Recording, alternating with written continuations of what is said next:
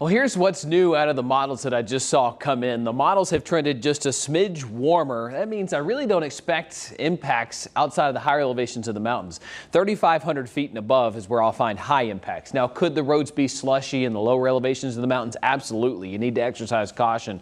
But it's above 3,500 feet that you actually need four-wheel drive to actually get to and from. Slushy mountain roads from Hendersonville to Edneyville to Brevard, certainly a possibility. The wind gusts, though, up to 50 miles per hour coming in tomorrow. That is up from 40.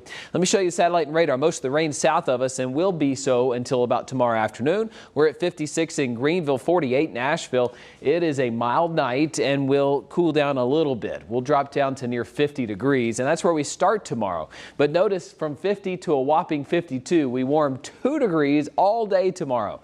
Your opportunity to go grocery shopping, get ready for the big game on Sunday, maybe do some errands first thing in the morning. No problems other than being cool. Different story though, late in the afternoon. Anytime after say 2 o'clock's fair game for rain, but certainly 4 o'clock and beyond, it is somewhat of a washout. So you'll want to be where you're going to be and kind of hunker down. Asheville and Hendersonville, it is going to be dry through the first half of the day. And oh, by the way, when that rain arrives, it is windy. So that rain's going to be sideways, pitter-pattering against your window. So 53, the high tomorrow in Greenville, 50 in Asheville. The first half of the day is dry, second half is wet and windy. Let me map out your weekend for you. Cloudy and cooler, evening rain.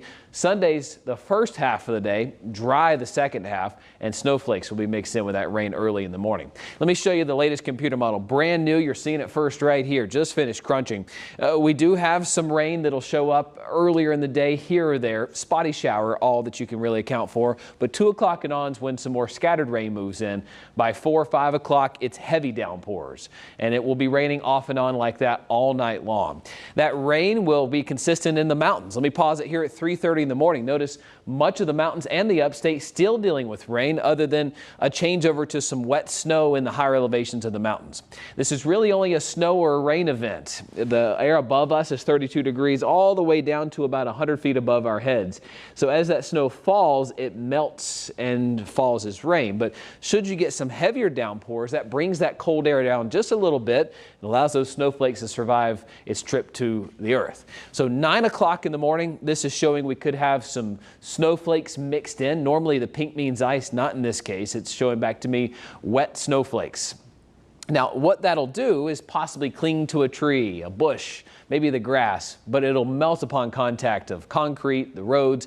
I don't expect problems. It may be pouring snow in some areas. I don't think it's going to be everywhere, but if it does, you could be like in a snow globe for a little bit and take a picture because within 30-45 minutes, it's going to be gone. Now for the mountains, you'll be in more consistent snow for a little while. That could lead to some accumulation, but even Asheville and Hendersonville changes to rain as the day goes on. So only those peaks above 3,500 feet as shown here are going to see that accumulation last. So above 3,500 feet, 3 to 6 inches or more.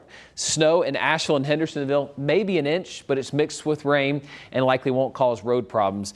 In the upstate, we've got mainly rain with some snowburst and grassy accumulation. Let me show you the wind speeds. That's the big deal here. Up to 50 miles per hour tomorrow late in the evening into the overnight hours. Could have some isolated power outages in the mountains. So the 4-day looks like this. 51 to 43 on Sunday. We're back to the 60s into next week. 56 on Monday. More rain moves in. We're close to 70 by Thursday.